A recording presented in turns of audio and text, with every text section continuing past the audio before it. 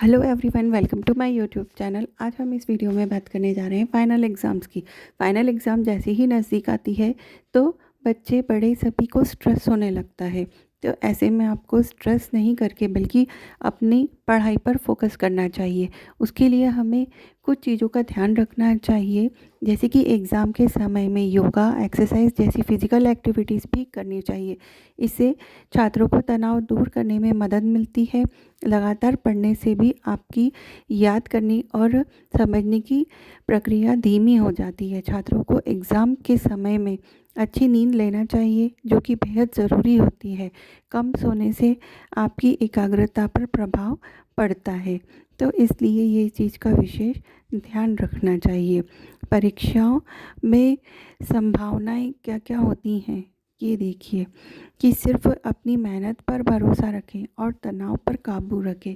ऐसा नहीं कि हम हमारी मेहनत ही ना करें और सिर्फ सोचें कि ऐसा हो जाएगा या वैसा हो जाएगा। तो हमें नेगेटिव थॉट्स को सबसे पहले अपने दिमाग से बाहर निकालना चाहिए। अपनी तैयारी के दौरान उचित नींद लें, लेकिन उचित नींद का मतलब ये नहीं कि आप ओवर जो है स्लीपिंग कर लें, तो वह नहीं करना है आपको। एक आपको टाइम लेकर चलना है कि इतने से इतने टाइमिंग में आपको क्या करना चाहिए। अपनी तो शारीरिक रूप से सक्रिय रहने के लिए चिंता को कम किया जब भी आपको ऐसा लगे कि आपको बहुत ज़्यादा स्ट्रेस हो रहा है, तो कंटिन्यू पढ़ाई में छोटा छोटा सा ब्रेक लेना चाहिए।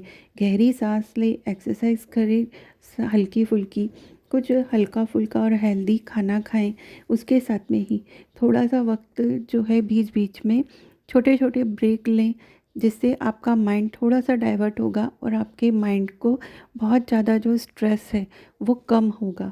इस तरीके से आप बीच बीच में थोड़ा सा हंसी मजाक कीजिए, घर वालों के साथ उनसे बात कीजिए, अपने टेंशन को शेयर कीजिए, ताकि पेरेंट्स जो हैं वो बच्चों की हेल्प कर सकते हैं कि किस तरीके से आपको इसे सॉल्व करना है। इसके लिए आपको अपनी उपलब्धियाँ और ज़िंदगी के सबसे अच्छे वक्त को याद करें। कुछ अपने आप पे खुद पे कंट्रोल भी करना है कि आपको टाइम को जो है वो बिल्कुल वेस्ट नहीं करना है। किसी थेरेपिस्ट की मदद भी ले सकते हैं। स्ट्रेस को दूर करने के लिए आपको एक बैलेंस डाइट लेना चाहिए, साथ में आपको थोड़ी सी एक्सरसाइज और साथ में नींद भी करना चाहिए। ऐसा नहीं कि आप कंटिन्यू बस पढ़ते ही जा रहे हैं। परीक्षा में तनाव का कारण ये होता है कि बच्चे जब बहुत ज़्यादा ओवर स्ट्रेस ले लेते हैं तो उस वजह से वो असफल हो जाते हैं, या फिर उन्हें जो आता है वो भी वो डर के मारे भूल जाते हैं। तो हमें ऐसा नहीं करना है। इसी वजह से उनकी मार्क्स जो होते हैं, जो टॉपर्स होते हैं, उनके मार्क्स भी कम आ जाते हैं। तो इस तरीके से नहीं करना है। अपने मार्क्स को अपने दिमाग को बिल्कुल रिलैक्स होकर आपको पढ़ाई करना है और रिलैक्स होकर ही अपनी एग्ज़ाम को देना है। जब छात्रों की परीक्षा शुरू हो जाती है तो एक छात्र को अगले पेपर की तैयारी करने की के लिए 2 या 3 दिन मिल जाते हैं। इस कम समय और अधिक तैयारी के कारण बच्चे जो हैं वो तनाव में आ जाते हैं, और उसका नुकसान ये होता है कि उन्हें हेल्थ इश्यूज़ होने लगते हैं। तो हमें ये ध्यान रखना है कि हमें जो है वो हेल्थ इश्यूज़ ना हो। हमें एग्ज़ाम देना है, ना कि हमें अपने आप को बीमार करना है। परीक्षा के दौरान छात्रों को कैसा फ़ील होता है, तो देखिए उस वक्त एकदम से जैसे ही पेपर देते हैं बच्चे, तो वो स्ट्रेस में आ जाते हैं।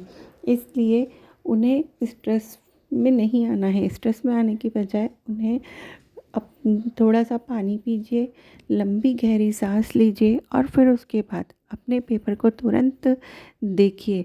तो आपको ऐसा लगेगा, जो कि आपको लग रहा हो कि हम भूल चुके हैं, तो आपको दोबारा याद आ जाएगा, क्योंकि आपने पढ़ा हुआ तो है लेकिन आप स्ट्रेस की वजह से उसे भूल जाते हैं। तो हमें इस तरीके से इसे नहीं करना है।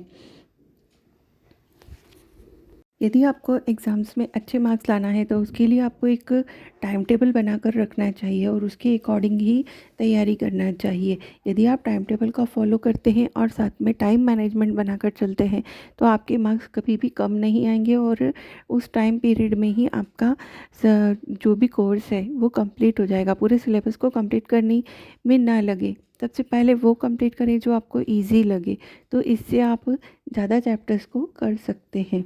इसलिए अपनी तैयारी पे हमेशा ध्यान रखना चाहिए और जो सब्जेक्ट आपको ईज़ी लगते हों उन्हें सबसे पहले कंप्लीट कीजिए। इसी तरीके से जब आप एग्ज़ाम देने बैठे तो उसमें भी सारे सेक्शंस को ध्यान से पढ़ना चाहिए और ध्यान से पढ़ने के बाद उसमें जो आपको ईज़ी लगता है पहले आप उस पोर्शन को कीजिए, बाद में दूसरे पोर्शन को कीजिए। जो आपको ऐसा लग रहा है कि इसमें मुझे डाउट लग रहा है या मुझे सोचना पड़ेगा इसमें, तो उसके लिए आप उसे बाद में जब करेंगे तो आप इस तरीके से जब टाइम मैनेजमेंट करके चलेंगे तो आपके पास टाइम बच भी जाएगा एग्ज़ाम के दौरान और आप टेंशन फ्री होकर उसको कर भी सकते हैं। जब आप उसे सोचेंगे और आपने उसे थोड़ा बहुत भी यदि कर लिया तो आपको उसके कुछ मार्क्स तो मिल ही जाएंगे बजाय उसे छोड़ने के। तो इन चीज़ों का ध्यान ज़रूर रखना चाहिए कि एग्ज़ाम में आपको टेंशन से दूर रहना है। ये नहीं कि आप टेंशन ले लें और जो आता है वो भी भूल जाएं। तो इसके लिए बच्चों को खुद को प्रयास करना चाहिए।